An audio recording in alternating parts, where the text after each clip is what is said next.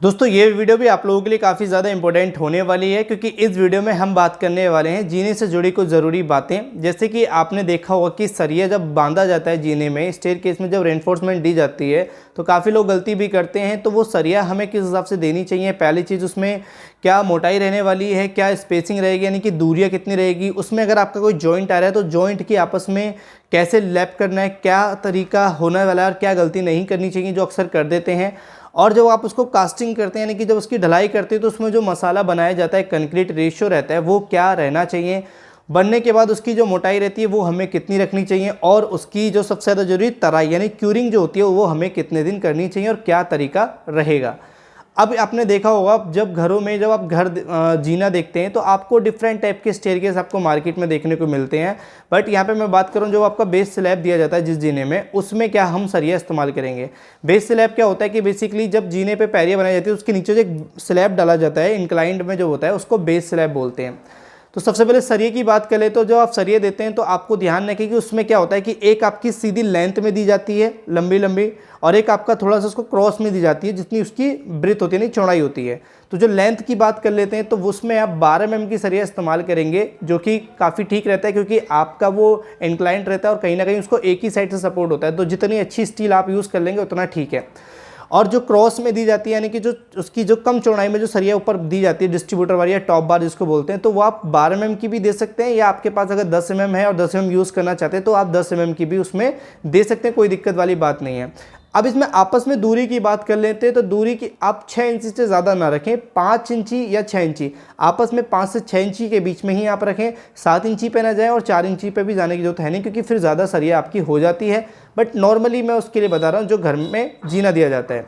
तो ये हुआ। अब उसके बाद एक चीज़ और बात कर लेते हैं कि जब लैपिंग आती है तो वो क्या होता है, हो सकता है कि जीने की जो चौड़ाई आपकी 10 फीट और आपके पास सरिया कोई 8 फीट की है, कोई 3 फीट की है, तो आप उसमें लैप करते हैं 4 फीट की है, तो वहाँ पे लैप करना होता है। तो लैप करने के लिए मैं आपको बता दूँ, जैसे मान लीजिए कोई नीचे से सरिया आ रही है आपकी और आपको जॉइंट करना है, तो जो आपस में सरिये का जॉइंट रहेगा वो सरिये का 50 गुने के आसपास होना चाहिए। यानी कि लैपिंग एक दूसरे की सरिये के ऊपर जो चढ़ के बनेगी वो 50 गुना क्या होता है, 50D होता है। 50D का मतलब होता है कि जो सरिया डाया जो होता है, यानी D फॉर डाया, जितने भी डाया की स्टील है, डाया मतलब कि जो सरिया की मोटाई है वो कितनी है। अगर मान लो 12 mm की सरिया है तो 12 पंजे 60, यानी 600 mm, 2 फीट आपको कम से कम एक दूसरे के ऊपर चढ़ा के बांधना होगा। उसको लैपिंग करने का सही तरीका बोलते हैं। और हमेशा ये ध्यान रखें, हमेशा आमने सामने सारी सरियों में नहीं लैपिंग होनी चाहिए, आगे पीछे होनी चाहिए अल्टरनेट। कोई अगर यहाँ पे तो उससे 1 फीट आगे या 2 फीट पीछे, इस तरीके से। इससे क्या होता है, एक ही जगह पे काफ़ी ज़्यादा लैपिंग नहीं आती और जॉइंट जो है आपका वो आपका वीक नहीं होकर मजबूत बनता है, ऐसे अल्टरनेट होता है। तो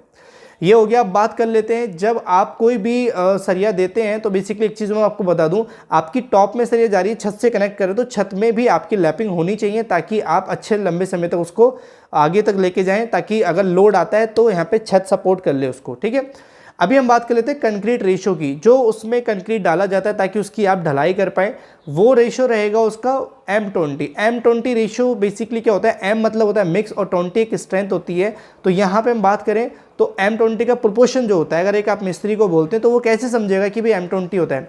M20 का मतलब है 1, 1.5, 3, यानी कि 1 पार्ट आपका हो गया सीमेंट, 1.5 पार्ट आपका हो गया सैंड यानी बालू या रेत जिसको आप बोलते हैं, और 3 पार्ट हो गया आपका एग्रीगेट जिसको हम दाना भी बोलते हैं। अब बेसिकली इन तीनों का कॉम्बिनेशन बना के डाला जाता है। अब साइड पे क्या होता है कि 3-3 बराबर कर देते हैं, 1-3-3 कर देते हैं, कोई 1-4-3 कर देता है। इस तरीके के रेशो सही नहीं होते, इस रेशो से आपका कंक्रीट कमज़ोर बनता है। और अगर आपको ज़्यादा करना है तो आप 1-2-3 भी रख सकते हैं, उसमें कोई दिक्कत वाली बात नहीं है, बहुत ही नेग्लिजिबल अंतर आता है। बट टेक्निकली 1-1.5-3 करें, 1-2-3 के बजाय अगर आप कर सकते हैं 1-1.5-3 तो वो काफ़ी बेस्ट रहेगा। अभी हम बात कर लेते हैं उसकी अगर जो मोटाई हमें रखनी होती है, पूरे बेस स्लैब की मोटाई लेके चलनी होती है ताकि उस पर हम अपनी पैरियाँ बना पाएँ, तो वो 3 इंची यानी 75 mm रख सकते हैं, या मैक्स टू मैक्स 100 mm यानी कि 4 इंची भी रख सकते हैं। बट 4 इंची थोड़ा मोटा हो जाएगा, तो 3 इंची भी आपके लिए ठीक रहेगा, कोई दिक्कत वाली बात उसमें नहीं आएगी। अब जब बन जाता है, ढलाई हो जाती है, कास्टिंग हो जाती है, तो फिर आती है कि इसकी तराई कितने दिन करनी है। तो तराई की अगर बात करें तो आप 7 से 10 दिन तराई इसकी करिए, उससे पहले आप इसमें कुछ और काम ना करें।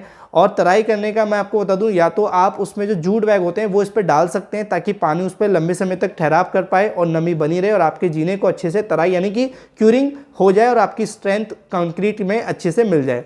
तो ये कुछ ऐसी ज़रूरी बातें थी जो आपको जीने का बेस यानी बेस स्लैब बनाते समय हमें क्या बात ध्यान रखनी है। सरिया हो गया, लैपिंग हो गया, आपका कंक्रीट रेशियो हो गया, क्यूरिंग हो गया, थिकनेस हो गई। तो आई होप आपको ये समझ में आ गया होगा। इनकेस कोई डाउट है इसके रिलेटेड तो कमेंट में टाइप कर दीजिए।